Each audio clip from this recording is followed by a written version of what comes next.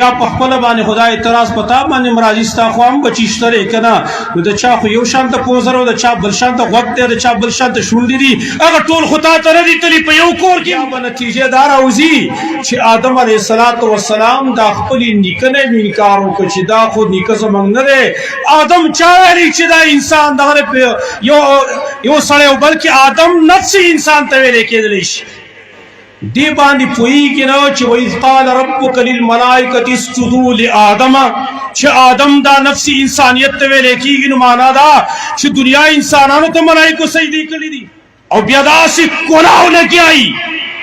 داسې په جرأت سره لګیایي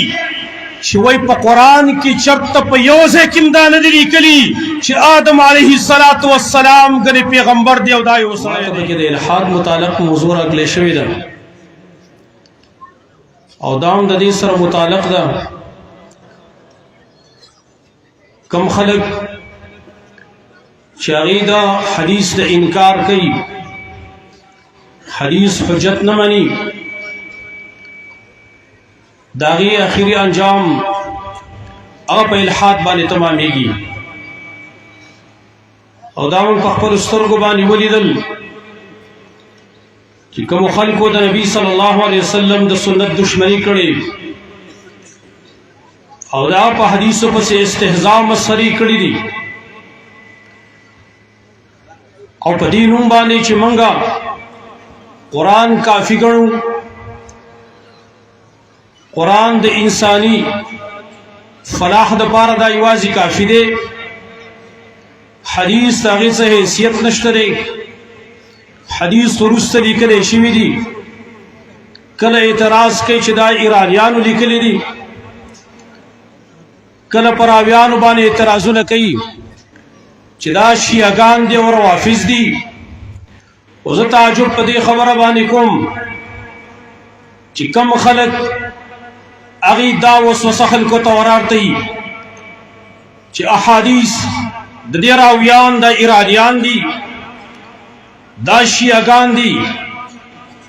نو تعجب په دې راځي چې کم اعتراضونه شیعهګان په احادیثو کوي هغه اعتراضونه تام وکړو نو دا ستا په دې خبره کې تناقض دا ولې راغی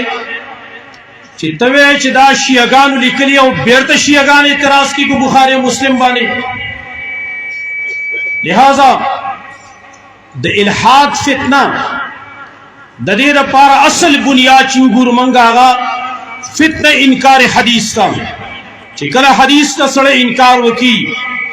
نو استاد محترم شیخ عبدالسلام اور رستمی رحمه الله چې کتاب لیکلی انکار حدیث انکار قرآن تک هغه بالکل صحیح معنو باندې په دې خلکو هغه صادقېږي چې آخره کې بیا هغې د قرآن نه انکار شروع کړي نو کله به د سورة النمل د قالت نملتن داغی کے بعد د نملتن سڑے جوڑی د نملن نبا سڑی جوڑی خود ملا شرگک نبا سڑے جوڑی او پتہ نہ لگی چیا خواب نور سکئی دیو خود آتیانو نبا سشے جوڑی چکم بدے قرآن کی ذکر دی بیا بداغی نتیجہ دقر آوزی او بیا به نتیجه دار اوزي چې آدم علیه السلام دا خپل نیکنه انکار وکړي چې دا خو نیکه زمنګ نه دی آدم چا ویلي چې دا انسان دغه یو سړی بلکې آدم نفسي انسان ته ویل کېدلی شي دی باندې پوهیږي نو چې وإذ قال ربک للملائکة اسجدوا لآدم چې آدم دا نفسي انسانیت ته ویل کېږي نو معنا دا چې دنیا انسانانو ته ملائکو سجدي کړي دي او بیا داسې ګناه لګیایي داسې په جرأت سره لګیایي چې وایي په قرآن کې چرته په یو ځای کې دا نه دي لیکلي چې آدم علیه السلام ګنې پیغمبر دی او دا یو سړی دی بلکې آدم انسان ته ویل کېږي او دا چې پیدا شوی دی نو جرثومه حیات ته پیدا شوی چې هغه په هزارګاو باندې او اشکال دا پیش کوي چې وایي که چرته آدم علیه السلام دا د انسانیت دا پلار وي او د هغې نه پیدا وي پکار و چې ټول انسانان یو شان ته وي